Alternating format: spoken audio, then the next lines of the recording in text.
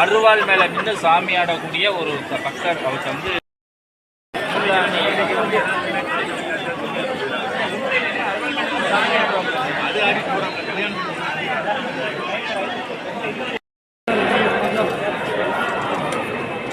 Sir Dhanasekar sir madam madam madam madam madam madam madam madam madam madam sir தலைக்கு sir sir sir sir sir அது present பக்கத்துல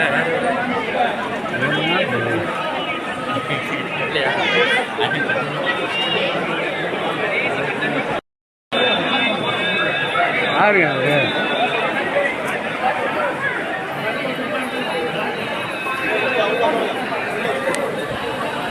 அக்கா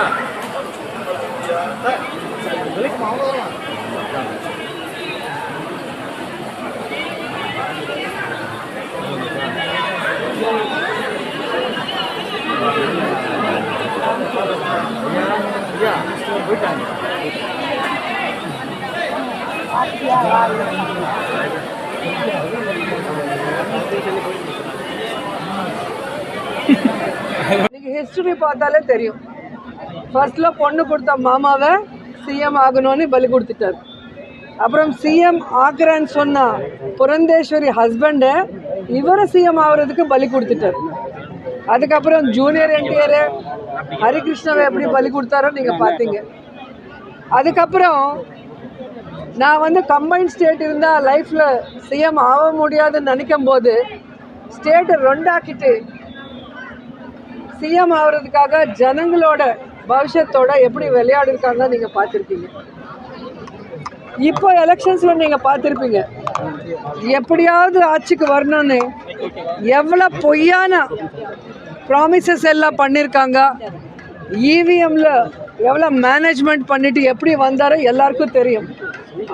ஆனால் ஆட்சிக்கு வந்தால் இந்த 100 நாளில் அவர் ப்ராமிஸ் பண்ண எதுவுமே ஜனங்களுக்கு பண்ண முடியல. ஃப்ளட்ஸ் வந்திருக்கு, ஜனங்களுக்கு தண்ணி கொடுக்க முடியல, சின்ன குழந்தைங்களுக்கு பால் கூட கொடுக்க முடியாத வக்கில்லாத இந்த கவர்மெண்ட். ஜனங்க எங்கே போராட்டம் செய்கிறது எல்லாருக்கும் தெரியுமோ, அது டைவர்ட் பண்ணும். ஸ்டீல் பிளான்ட்டை ப்ரைவேட் பண்ணுறாங்க, அது வந்து எல்லா லட்சக்கணக்கான அங்கே ஒர்க் பண்ணுறவங்க ஃபைட் பண்ணிட்டு இருக்காங்க, அது ஜனங்களுக்கு தெரியக்கூடாது. இந்த மாதிரி நிறைய தப்பு பண்ணுற சந்திரபாபு நாயுடு அந்த தப்பெல்லாம் ஜனங்களுக்கு தெரியாமல் டைவர்ட் பண்ணுறதுக்கு டைவர்ட் பாலிட்டிக்ஷன் தான் இந்த லட்டு விஷயம் கொண்டு வந்திருக்காரு. ஏன்னா உண்மையிலே கடவுள் மேலே பக்தி பயம் இருந்தால் இந்த மாதிரி ஒரு தப்பு நடந்ததுன்னா சிஎம்மாக இருக்கிறவங்க டிப்யூட்டி சிஎம்மாக இருக்கிறவங்க என்ன செய்யணும், அது மேலே என்கொயரி பண்ணணும். என்கொயரி பண்ணிவிட்டு தப்பு பண்ணவங்கள தண்டிக்கணும்.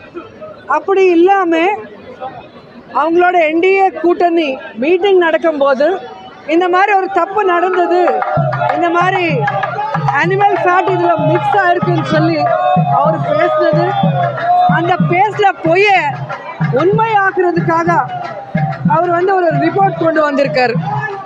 அந்த ரிப்போர்ட் நீங்கள் பார்த்தீங்கன்னா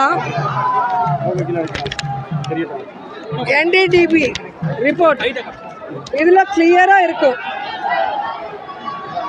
மார்ச்சோட ஜெகன்மோகன் ரெட்டி சார் சிஎம்மாக முடிஞ்சிச்சு, எலெக்ஷன் அனௌன்ஸ் பண்ணாங்க. ஜூனில் சந்திரபாபு நாயுடு சிஎம் ஆனார். ஜூலையில் தான் அந்த டேங்கர்ஸ் வந்திருக்கு. 17/7/2024 கண்டெய்னர்ஸ் வந்திருக்கு. அது டெஸ்ட்டுக்கு அனுப்புனா 23/7/24 தான் ரிசல்ட்ஸ் வந்திருக்கு. அந்த 23 அன்னைக்கே Tirumala EO Shyamala Rao press meet வச்சுட்டு இதில் வந்து வனஸ்பதி வெஜிடபிள் ஃபேட் மிக்ஸ் ஆனதுனால 8 கண்டெய்னரில் 4 நல்லா இருக்குது உள்ளே அனுப்பணும், 4 கண்டெய்னரில் vanaspati ghee vegetable oil mix ஆனதுனால ரிஜெக்ட் பண்ணிட்டோம், யூஸ் பண்ணலான்னு கிளியராக ஒரு இஓ சொல்லியிருக்காங்க.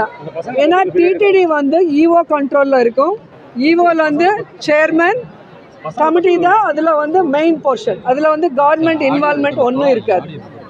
ஸோ கிளியர் கட்டாக வந்தது நீங்கள் சிஎம்மாக இருக்கும்போது சந்திரபாபு நாயுடு, கண்டெய்னர் வந்தது, சாம்பிள் எடுத்தது, ரிப்போர்ட் வந்தது, எல்லாமே உங்கள் கவர்மெண்ட்டில். தப்பு நடக்கல, அது யூஸ் பண்ணல, அது வெஜிடபிள் ஆயில்னு ஈஓ சொல்லியிருக்காங்க. ஆனால் நீங்கள் ஜெகன்மோகன் ரெட்டி பொலிட்டிக்கலாக ஜீரோ ஆக்கணும்னு ஒரு ராங் இன்டென்ஷனோட நீங்கள் பேசுனது இந்த ரிப்போர்ட்டில் டேட்டோட வெளியே வந்துருச்சு. ஸோ அதனால நீங்கள் தப்பு பண்ணது பேக் ஃபயர் ஆனது உங்களுக்கு தெரிஞ்சதுனால நீ சைடுக்கு ஒதுங்கிட்ட. உன்னோட டைரக்ஷனில் ஹீரோ பவன் கல்யாண் முன்னுக்கு வந்திருக்காரு. ஏன்னா சந்திரபாபு நாயுடுக்கு எப்போவுமே கடவுள்னா பக்தி இல்லை, பயம் இல்லை. இங்கே பார்த்தீங்கன்னா உங்களுக்கே தெரியும், எப்போவுமே எந்த பூஜை பண்ணாலும் ஷூஸ் போட்டுட்டு தான் பண்ணுவார்.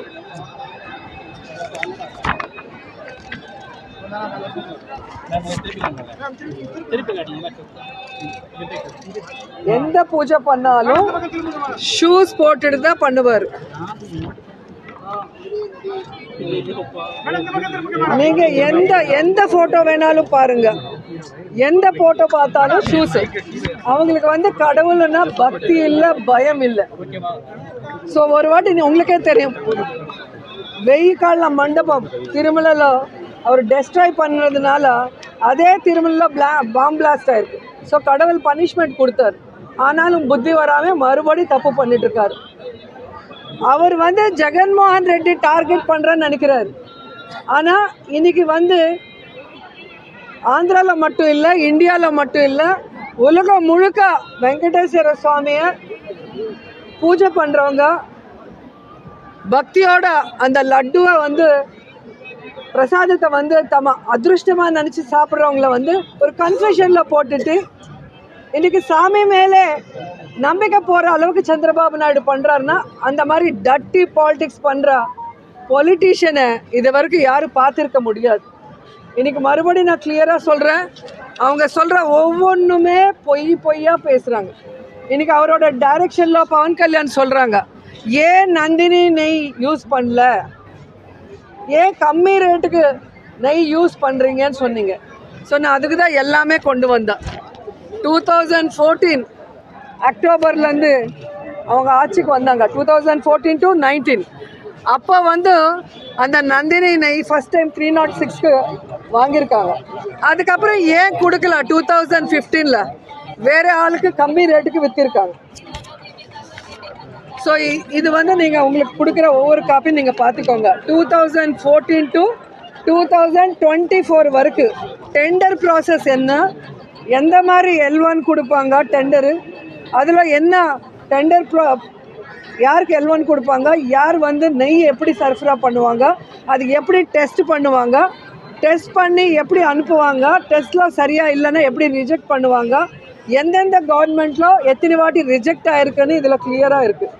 ஸோ ரிஜெக்ட் ஆனது ஜூலை 23 ஒரு ஈஓ சொன்னதுக்கப்புறம் 2 monthsக்கு அப்புறம் செப்டம்பரில் தெலுங்கு தேசம் ஆஃபீஸ்லேருந்து ஒரு ஃபேக், ஒரு பொய்யான ஒரு ரிப்போர்ட் வந்து வச்சு இதில் அனிமல் ஃபேட்டு மிக்ஸாக இருக்குன்னு சொல்ல வச்சாங்க.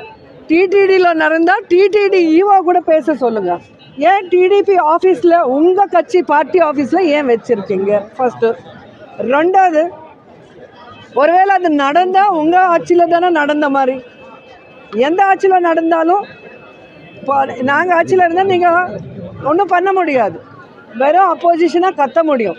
ஆனால் இன்றைக்கி நீங்கள் அதிகாரத்தில் இருக்கும்போது ஏன் அதை பற்றி விசாரணை பண்ணி தண்டிக்காமல் ப்ரெஸ் மீட் பண்ணுறது, கோயிலுக்கு போய் அந்த படியெல்லாம் க்ளீன் பண்ணுறது, இந்த ட்ராமா ஏன் பண்ணுறீங்கன்னு கேட்குறேன்.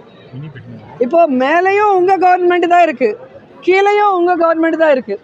இந்த என்டியில் நீங்களும் பவன் கல்யாணும் மோடி சார் இருக்கும்போது நாங்கள் வந்து எந்த என்கொயரி வேண்டான்னு சொல்லலையே.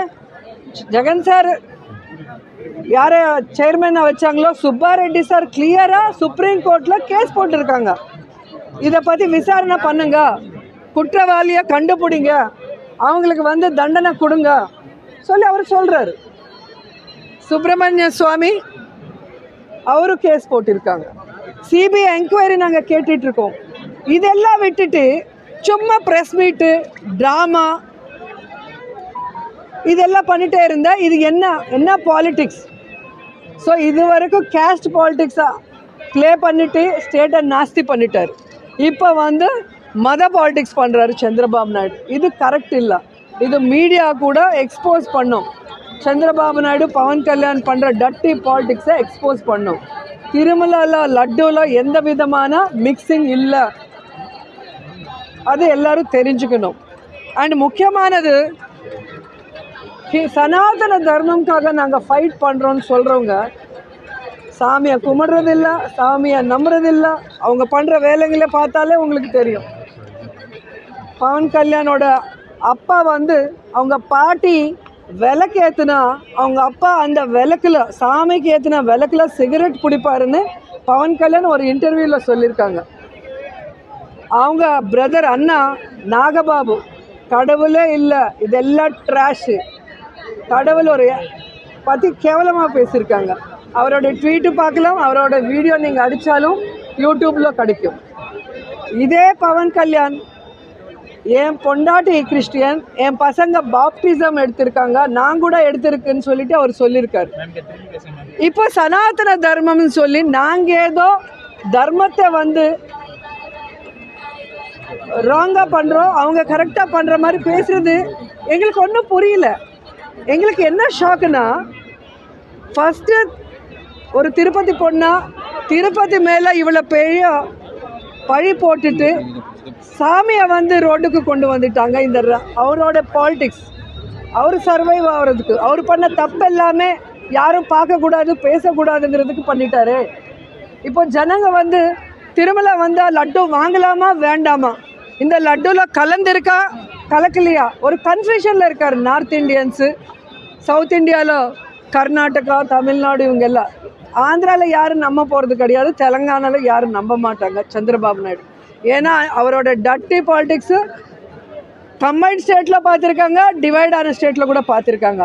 ஸோ இன்றைக்கி வந்து நாங்கள் கிளியர் கட்டாக சந்திரபாபு நாயுடுக்கு பவன் கல்யாணுக்கு சம்மந்தம் இல்லாமல் வெளியே ஸ்டேட்லேருந்து எங்கள் ஸ்டேட்டுக்கு வந்து ட்ராமா ஆடுற பிஜேபி சின்ன சின்ன லீடர்ஸ் யாரோ இருக்காங்களோ அவங்க. ஏன்னா மோடி சாருக்கு தெரியுமா இல்லைன்னு எங்களுக்கு தெரியல. ஸோ இவங்க எல்லாருக்கும் நாங்கள் சொல்கிறது ஒன்று தான், உண்மையிலே தப்பு நடந்திருந்தா நாங்களே கேட்குறோம், சிபிஐ என்கொயரி போடுங்க, சுப்ரீம் கோர்ட்டு ஜட்ஜு அதுக்கு பரியவேட்சணை பண்ணோம். ஏன்னா அவரோட இதில் தான் நடக்கணும். சுப்ரீம் கோர்ட்டில் பில் இருக்குது, விசாரணை பண்ணுங்க, தப்பு பண்ணுறவங்கள தண்டிங்க. அதில் கலந்திருந்தா அதுக்கு யார் அவங்கள தண்டிக்கணும், அது இல்லாமல் பொய் சொல்லியிருந்தா பொய் சொன்னவங்கள தண்டிக்கணும். இதுதான் நாங்கள் கேட்குறோம். ஸோ இது வந்து கிளியர் கட்டாக எல்லாருக்கும் தெரிகிற மாதிரி ப்ரெஸ் தான் பண்ணணும். ஏன்னா இது வந்து இனியோட முடியாது. இது எல்லா ஸ்டேட்லும் இந்த ஒரு பேட் பாலிடிக்ஸு இது போனால் கரெக்டாக இருக்காதுன்னு தான் இன்றைக்கி நான் பேச வந்திருக்கேன். ஸோ இன்றைக்கி எல்லா கோயிலில் நாங்கள் எல்லா கடவுளை வேண்டிக்கிறோம், இந்த சந்திரபாபு நாயுடு நல்ல புத்தி கொடுங்க, அவரால் முடிஞ்சால் நல்ல வேலை செய்ய சொல்லுங்கள், இல்லைன்னா வீட்டில் போய் படுக்க சொல்லுங்கள் ரிசைன் பண்ணிட்டு. இந்த மாதிரி ஜனங்களையும் ஏமாற்றிட்டு, ஃபேமிலி மெம்பர்ஸையும் ஏமாற்றிட்டு, ஸ்டேட்டும் ஏமாற்றிட்டு, ஃபைனலாக கடவுள் மேலே கூட கை வைக்கணும்னு நினைக்கும் போது அவங்களுக்கு கடவுளே தண்டனை, பெரிய தண்டனை கொடுக்கணும். அப்போ தான் இன்னொருத்தர் கடவுள் கூட விளையாட மாட்டாங்க. என்ன சொல்லியிருக்காருன்னா, இந்த இதுக்கு முழுசா வந்து திருப்பதி தேவஸ்தானம் தான் பொறுப்பு இருக்கணும், இவர் ஜெகன்மோகன் ரெட்டி எதுக்கு பொறுப்பு இல்லை என்ன சொல்லியிருக்காரு. அதான் சொல்கிறேன்ல, சந்திரபாபு நாயுடு டைரக்ஷனில் அவங்க கொடுக்குற ஸ்கிரிப்ட் தான் பவன் கல்யாண் அப்பப்போ ஒரு மாதிரி பேசிகிட்டே இருப்பாங்க. நம்ம ஒரு படத்தில் ஒரு கேரக்டர் இருக்கும், இன்னொரு படத்தில் இன்னொரு கேரக்டர் இருக்கும். இந்த ஷூட்டிங் போகும்போது இந்த டைரக்டர் கொடுக்குற டைலாக் ஸ்கிரிப்ட் பேசுவோம், இங்கே வந்தால் இங்கே வேறு கெட்டப் போட்டு இங்கே ஒரு ஸ்கிரிப்ட் பண்ணுவோம். அதே தான் அவர் பண்ணிகிட்ருக்காரு. அவர் பாவம், அவருக்கு எதுவுமே தெரியாது, யார் என்ன எழுதி கொடுத்தா அது பேசுவார். முழுக்க முழுக்க இது அரசியல் தான். முழுக்க சந்திரபாபு நாயுடு செல்ஃபிஷ்னஸ். இந்த 100 நாளில் அவங்க கொடுத்த எந்த ப்ராமிஸு ஜனங்களுக்கு செய்ய முடியல, ஸ்டேட்டை டெவலப் பண்ண முடியல. ஸ்டேட்டில் நிறைய இஷ்யூஸ் நடக்குது. ஃப்ளட்ஸ் வந்து எவ்வளோ பேர் செத்து போயிட்டாங்க, எவ்வளோ பேர் கஷ்டப்படுறாங்க, யாருக்குமே எதுவுமே செய்ய முடியாமல் ஸ்டீல் பிளான்ட் ப்ரைவேட் பண்ணுறாங்க. இந்த விஷயங்கள் எல்லாம் ஜனங்கள் பேசக்கூடாது, இது பேப்பரில் வரக்கூடாது, பக்கத்து ஸ்டேட்டுக்கு தெரியக்கூடாதுன்னு ஒரு டைவர்ஷன் பாலிடிக்ஸ் மட்டும்தான். மேம் நீங்க தப்பு செய்யலைன்னா கோர்ட்ல கேஸ் போட்டுக்கலாமே. நாங்கள் சுப்ரீம் கோர்ட்டில் கேஸ் போட்டிருக்கோம். சுப்ரீம் கோர்ட்டில் கேஸ் போட்டிருக்கோம். எங்கள் X chairman Subbareddy sir CBI enquiry கூட பண்ண சொல்லிட்டு సుప్రీం కోర్టులో కేట్టుకోం. మా వీడియో మీకు నచ్చినట్లయితే please like, share and subscribe.